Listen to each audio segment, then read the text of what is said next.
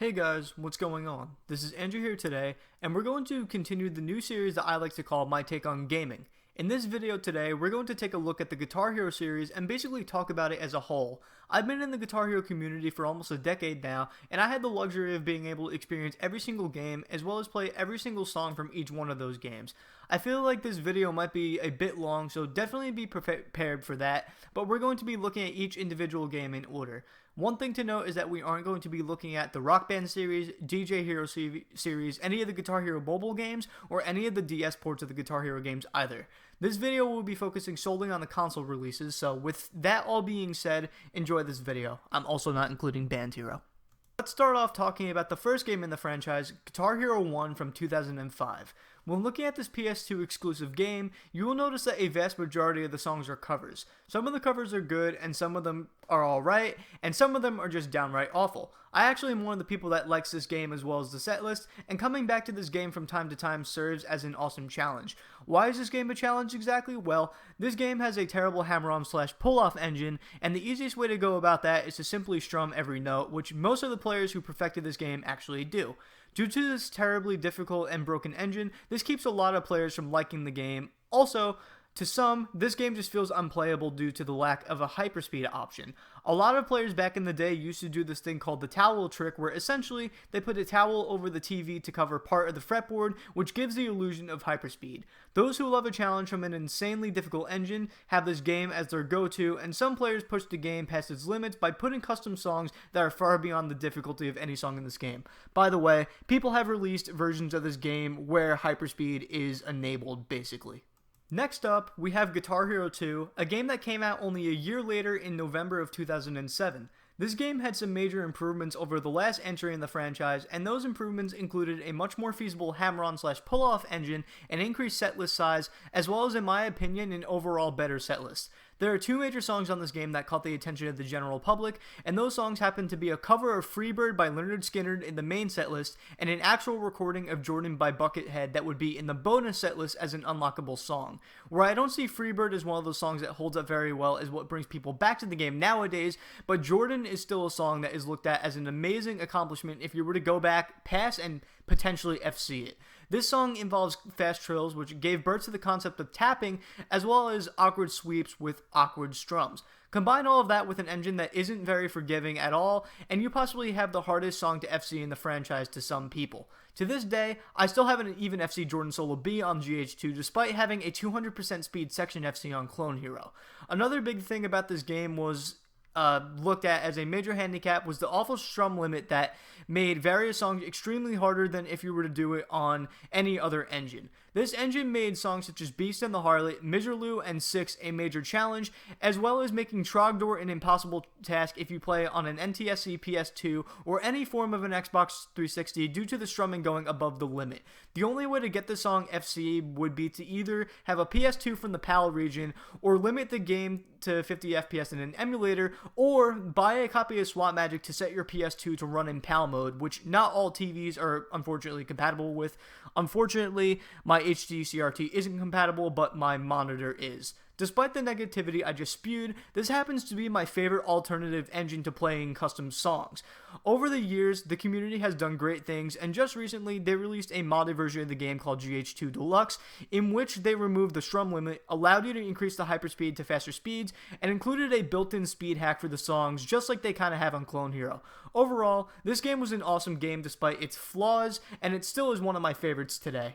Less than a year later, in July of 2007, we got a new entry in the series called Guitar Hero Encore Rock the 80s, which is referred to nowadays as GH80s. This game is kind of a DLC kind of thing before DLC was a thing, and that is because it was essentially a slightly improved Guitar Hero 2 with a much shorter set list of songs from the 80s. Guitar Hero 3 would be coming in October, so this served as a game to hold everyone over until the release, and it was also a PS2 exclusive. Two major songs that still serve as a major major challenge today include Ballroom Blitz, a song with hopo strumming that requires precise timing, Because It's Midnight, which includes difficult trills, zigs, quads, and other awkward patterns in the solo, 17, a song with a difficult section that includes awkward one-handing and fast strumming, and Play With Me, a song with very difficult solos and awkward riffs. In terms of this game, I really did enjoy it quite a lot back then, but looking back at it again, I feel like they could have done a little more variety with the setlist. Don't get me wrong, I feel like they had some of the best songs from the hair metal era, but I would have loved to see them include some more songs from the 80s, such as the early years of thrash metal and death metal, and unfortunately, the only hint of thrash that we saw was unfortunately Anthrax, which happens to be my least favorite band from the Big Four. Just like the last two entries of the Guitar Hero series I mentioned, this game also consisted of covers, and this time they actually didn't have a bonus set list. Overall, I did enjoy 80s quite a bit, but looking back on it, it wasn't as good as a game for me as I remember. As mentioned before, the biggest known game of the franchise was set to launch, and that game was Guitar Hero 3 Legends of Rock. This game launched on the biggest variety of platforms for its time, and those platforms it released on were the PS2, PS3, Xbox 360, Wii, Mac, and PC. This was also the first Guitar Hero game that was developed without the help of Harmonix, who eventually went to work on the Rock Band franchise. This game not only featured a much more lenient engine and diverse setlist that had some original recordings, but it also featured an awesome career mode with 3 different guitar battles with Tom Morello, Slash, and a Guitar Hero character to an awesome metal cover of The Devil Went Down to Georgia, Lou Devil. The concept of the guitar battles was also implemented into the multiplayer modes in the game, where it would be online or on the couch. With all of that being said, there was one thing that had not only the diehard fans talking, but even the casual players, and that was the most iconic song to ever come to Guitar Hero, Through the Fire and Flames by Dragon Force. If you know Guitar Hero, chances are you've heard of this song, and if you play the game as much as I do, chances are you're sick of this song. The song itself features an intro that a majority of casual players haven't gotten past, fast strumming throughout, a ton of confusing solos, and for players trying to FC, a highly chokeable outro. As much as I don't like the song anymore, I feel like it was the perfect song for Guitar Hero to have at this point, where all of the years later, people are still talking about how hard it used to be. I'm currently working towards my FC, and one day I hope to get it down. Another iconic song to point out has to be One by Metallica, which was my introduction to Metallica. Overall, this is one of my favorite games in the franchise, and this used to be the main game used for custom songs before Clone Hero came to us in 2017. A person that needs the most recognition has to be Exile Lord for modding the game and pushing it to its limits by adding features such as tap notes, also referred to as sliders in the next games I'm going to be talking about, open notes, chord hopos, and chord taps, a speed hack, and overall some of the most iconic custom songs for the Guitar Hero community. From this point forward, I consider this the downfall of the franchise, and that is because Activision just kept pushing out these games way too quickly. The first game from the downfall that I consider to be among the most unnecessary games launched has to be Guitar Hero Aerosmith in February of 2008. This game consisted of mainly Aerosmith songs, but it also featured bands that were associated with Aerosmith in some way. This, in other words, was a reskinned Guitar Hero 3, but for some reason, the engine was reworked, and it was probably the most broken engine out of the whole Guitar Hero franchise. If you are an Aerosmith fan like me, this was definitely a game to get, but if you were just a standard rhythm game fan, this was simply just one to stay away from. When looking back at the older Guitar Hero games, there were songs from each that stood out as ones to remember, and although this game did have some good songs, there really wasn't anything iconic other than potentially Train Kept a Rollin', which really is only iconic to the Guitar Hero community thanks to a player known as Callum Webb, who was grinding this for a long time. And I missed that bastard section! This game also happens to be the easiest when talking about difficulty, so I and many others had little to no issues FCing the whole game, which by the way, only featured 41 songs. Overall, I enjoyed this game a bit myself as a diehard Aerosmith fan, but even I think that releasing this game was a weird move. I understood why GH80's launched because it was before DLC was mainstream, but Guitar Hero had DLC on the Xbox 360, PS3, and PC versions of the game at this point, and they could have easily just released a smaller tier DLC setlist like they did for Metallica's Death Magnetic album and had it as next-gen exclusives. To end the topic of this game, I'll add a little fun fact. This was actually the first game that natively supported chord hopos, but you didn't find out that through the main game because they didn't have chord hopos in songs in the game. However, if you played the PC version, importing custom songs was done through the same procedure as Guitar Hero 3, and if you were to put in a custom song that had chord hopos in the chart, they would actually work. Asai figured this out back in the day, but I actually figured this out a long time ago when placing a song in the game that had chord hopos. I just never said anything of it because I was one of those people who played Guitar Hero Aerosmith on PC alongside Guitar Hero 3. As I said before, Activision was just pushing too many games out at the same time, and later that year in October of 2008, we got Guitar Hero World Tour. This game was basically directly in response to the success of the Rock Band series, so they added new instruments such as drums, vocals, and for the first time in the Guitar Hero franchise, you're able to play the bass charts in career and quick play instead of being limited to them in co-op or practice mode. You also got an entirely new engine. When it came to this game, this was the first to implement the open notes and the sliders referred to as tap notes nowadays, although the open notes were only implemented in bass charts and the sliders were broken as hell. When it came to sliders in Guitar Hero World Tour, I don't want to say that it was RNG because some will disagree, but to me, it felt like it was. To me, these notes felt worse than if you were to play on a Guitar Hero 2 type engine, and I wish that they honestly never implemented them because hopos would have been a fine substitute. This game was also the first to introduce GH Tunes, which was a place for people to make and upload their own custom songs. Every Guitar Hero game from this point forward had this feature as well. When it came to the setlist, in terms of diversity, I feel like this game did it the best. It had a great mix of everything in terms of genres in some way related to rock, and I felt like it was a game that everyone could have gotten without complaining about what the setlist consisted of. You got Michael Jackson on there, Ozzy, Metallica, Joe Satriani, A Bullet for My Valentine, Nirvana, Blink-182, and so many artists that I really feel like made the setlist perfectly diverse, and that's one thing that I actually liked about this game.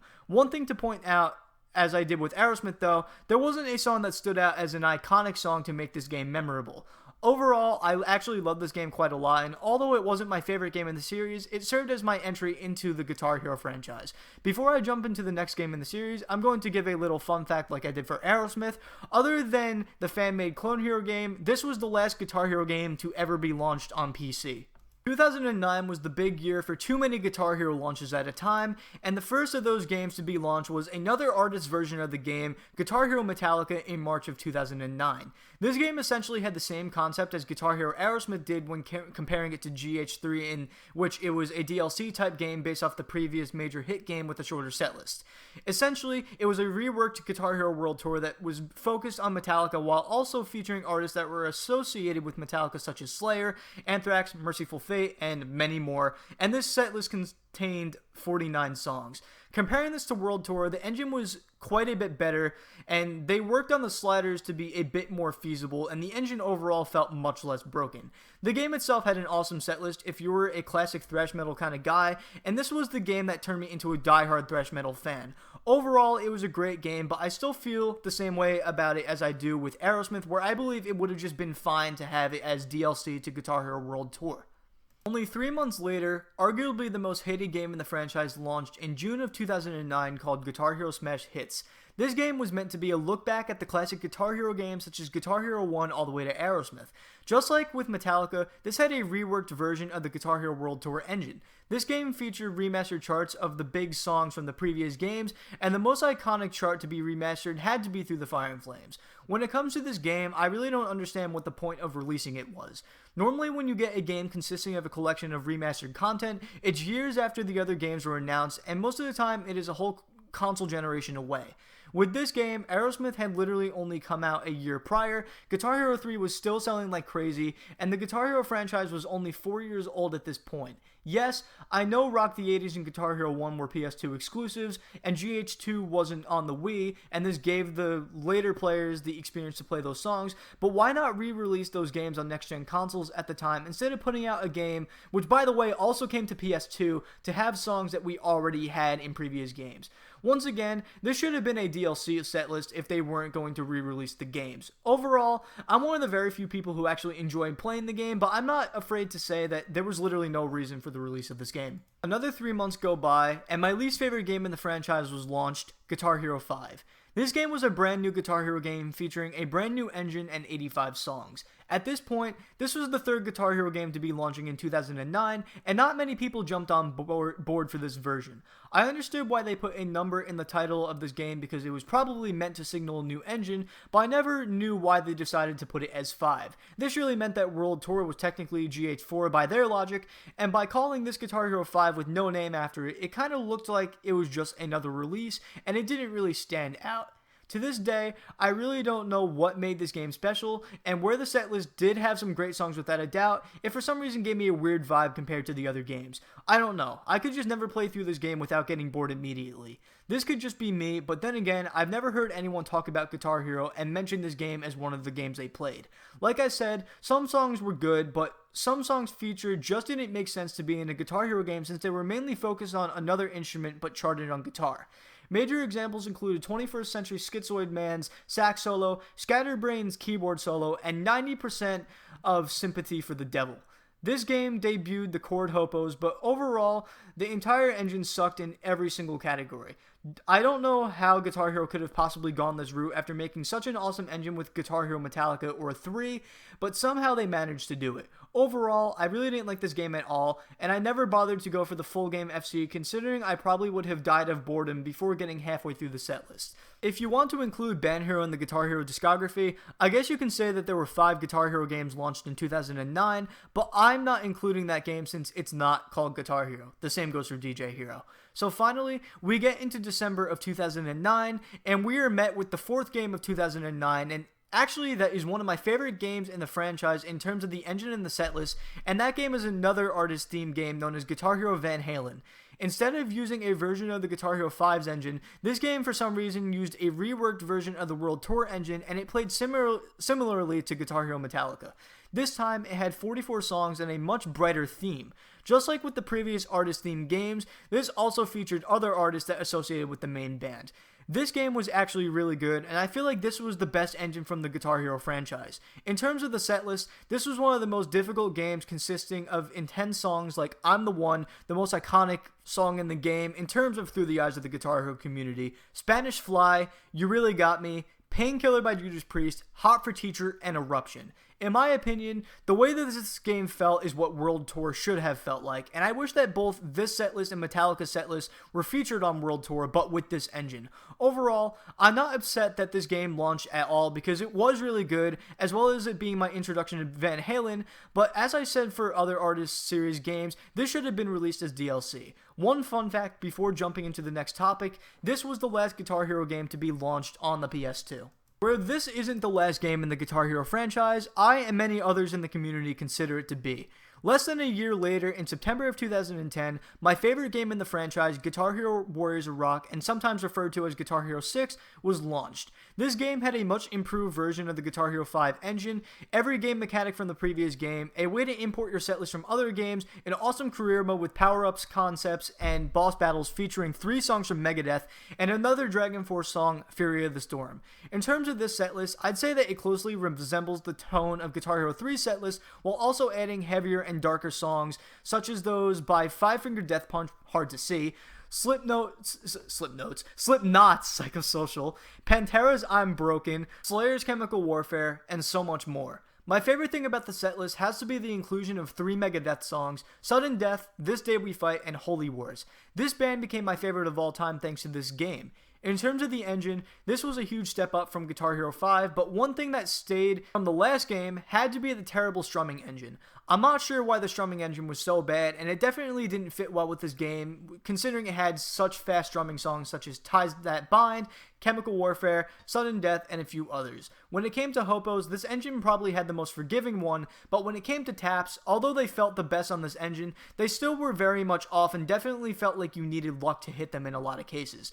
Although this game was looked at as an incredible game to many fans, it sadly wasn't enough to save the Guitar Hero franchise from its major downfall.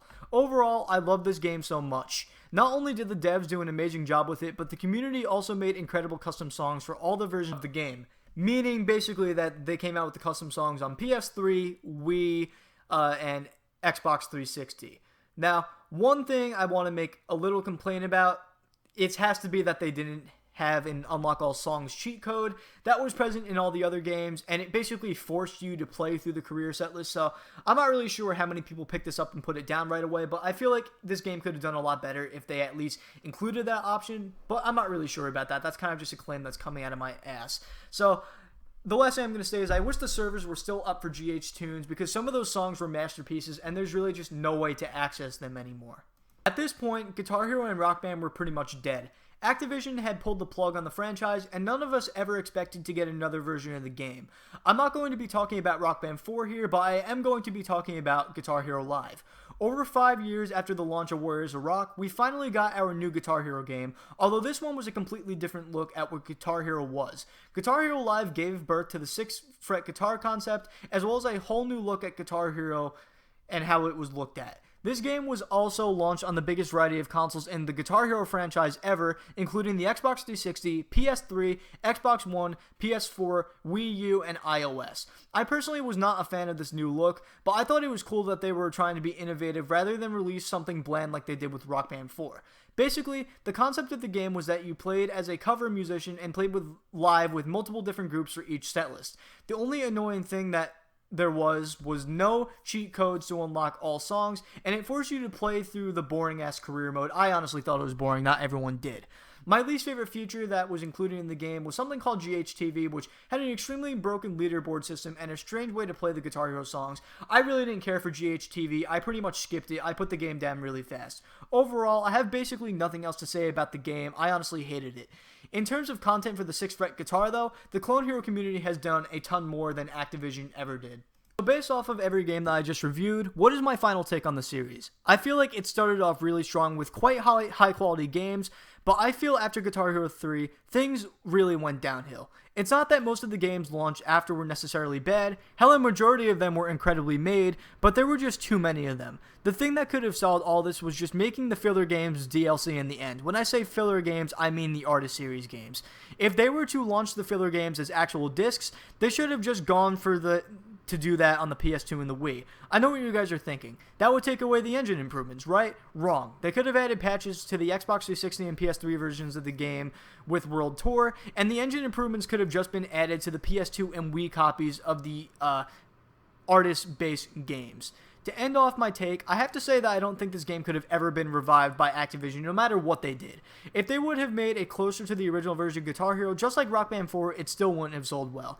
The only thing that could have revived a dead game is the community, and that was shown by the introduction of Clone Hero. So, anyway guys, that's my take on the Guitar Hero franchise. I don't think that we will ever see another main series Guitar Hero game come out anytime soon, and if we do, it will probably be a re-release for the nostalgia factor. Overall, I feel like Clone Hero is the definitive way to play Guitar Hero nowadays, so I really don't ever see the point of another game unless they were to remaster something like Guitar Hero 3 while also supporting the older controllers. If you want to see actual Guitar Hero gameplay from me, this is a reminder that I have a second channel where I post that kind of stuff linked in the description. Thank you all for watching this video, and I will see you all in the next one. Hope you enjoyed.